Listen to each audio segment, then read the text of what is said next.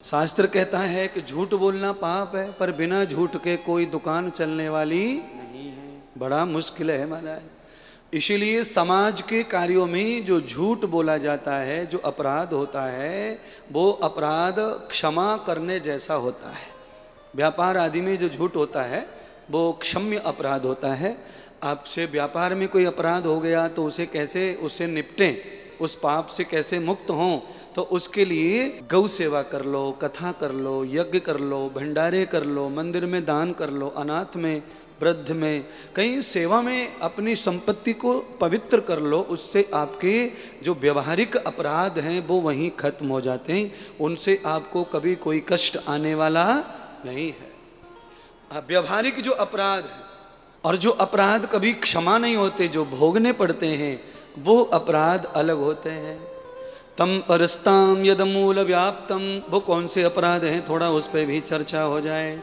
वो अपराध वो है जैसे मानो आपने 7,000 रुपये किलो काली मिर्ची का भाव रखा दुकान पे, जिनको ज़रूरत है वो 7,000 रुपये किलो ही काली मिर्ची खरीदेंगे, पर आपने उसमें पपीते के बीज मिला दिए हैं, तो ये अपराध गौदान से छूटने वाला नहीं है। आप महंगा कितना भी बेको, ग्राहक को लेना है लेगा, नहीं लेना है नहीं लेगा, पर 7,000 रुपये में काली मिर्ची बेच रहे हो और पपीते के बीज साथ में फ्री में दे रहे हो, तो ये अपराध ऐसा है जो छूटने वाला नहीं है, ये छूटेगा नहीं, ये अपराध ऐसा है।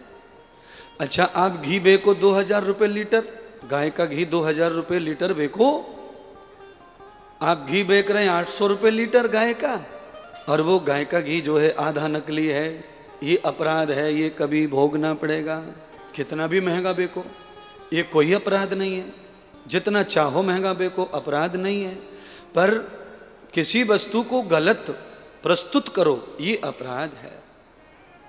इस अपराध की मुक्ति कर्म फल भोग के ही छूटती है। मनु महाराज कहते हैं, भोक्तव्यम कर्मम सुताम अवश्यम पुण्यम गति पापम च ये वे सफलस्य योगेन आत्मनो जन्मम जन्मः। कई जन्म लेके भी ये अपराध नहीं छूटता। फिर इसके लिए क्या करें, तो कहा सतम कृतम भागवतम कर्म। जब ऐसे ब्रह्म पाप हो जाएं तो फिर भागवत कर्म करने से उन पापों में कुछ छूट प्राप्त हो जाती है।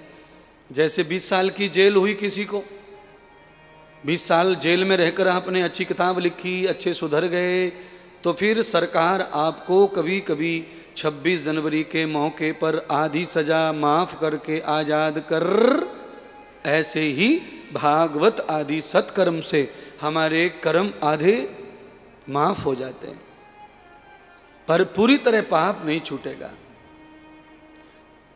मैंने कहा व्यवहारिक जो पाप है वो तो ऐसी सेवा करने से, अन्नदान से, सेवा से, दान से, गौदान से, वृद्ध सेवा से, ये से छूट जाता है, भंडारे से आदि से। व्यवहारिक जो पाप है, इसलिए मानव का जो शरीर है, तुम्हारे शरीर में इतने गारंटी के भगवान ने डॉक्टर बिठाए हैं कि अपराध ना हो, अपराध ना हो, है बोलिए। आँख में इतनी ताकत है कि ये सुई के छेद में धागे को डाल देती है, इतनी आँख में गहराई है। आँख में इतनी ताकत है कि ये शीशे से देखे तो मलेरिया के जंतु को भी देख लेती है, इतने गुण आँख में है। इतनी ताकत आँख में होके भी इसे अच्छा बुरा क्यों दिखाई नहीं दे रहा है। आँख तो देख रही है, पर आदमी इतना ज़्यादा पापी है कि फिर वो समझना चाहता नहीं है।